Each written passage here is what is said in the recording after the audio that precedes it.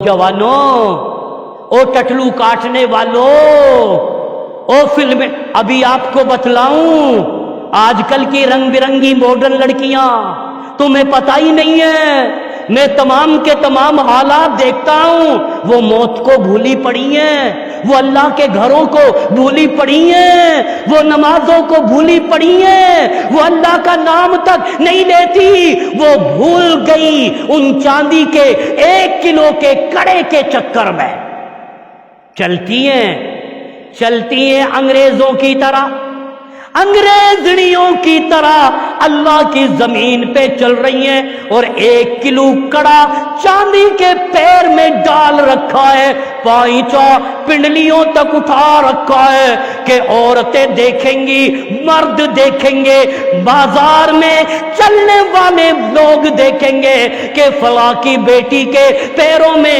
1 kilo के चांदी के कड़े। तुम्हें पता नहीं, मैं ये दावा के साथ कहता हूं, एक औरत सहेलियों के बीच में कह रही थी, ये सच्चा वाकया है, अल्लाह की कसम, वो औरत कह रही थी, देख ले मेरे आदमी ने ऐसा ओलेक्स काटा, ऐसा ओलेक्स काटा कि मेरे लिए 1 किलो के चांदी के कड़े बनवा दिए।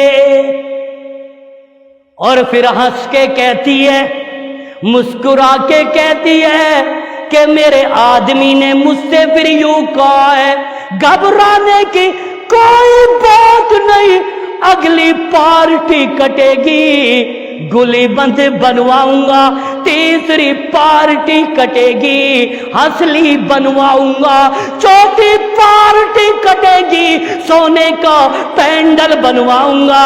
ए औरत, आज तू हंस रही है, तुझे ये पता नहीं कि जहन्नुम के कड़े तेरे आदमी ने तेरे पैरों में डाल दिए।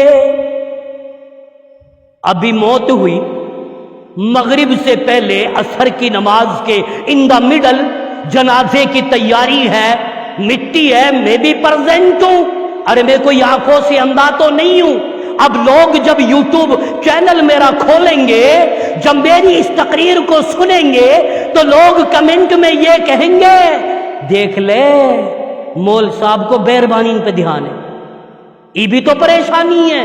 अल्लाह की कसम, अच्छी नजर से देखो, लेकिन हालत यह थी कि बेहतरीन कपड़े ऐसे सज धज के आई औरतें मैयत को देखने के लिए, जैसे किसी फार्म के अंदर शादी में जा रही है। नए कपड़े, कड़े बाकड़े, गुली बंद हंसलियां सज धज करके आज मैयत को सलामी देने के लिए आती हैं। और लोगों, जो औरतें सज धज करके कड़े और चांदी पहन के आए, समझ लो वो अपना दिखावा दिखाने के लिए औरतों के लिए आ रही है।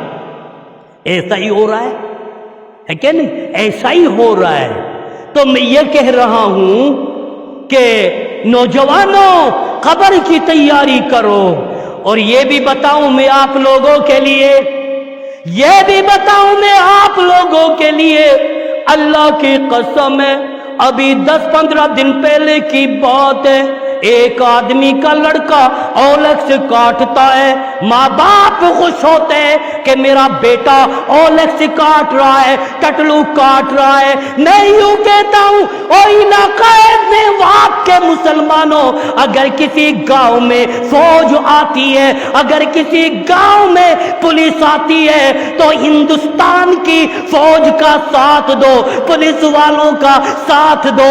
ये इस्लाम इजाजत देती है कि बुराइयों से जंग करो और अपने पुलिस वालों का ऐसे साथ दो कि जितने भी ओलेक्स काटने वाले, टटलू काटने वाले चारों तरफ घिर जाएं और इनको पकड़ लिया जाए।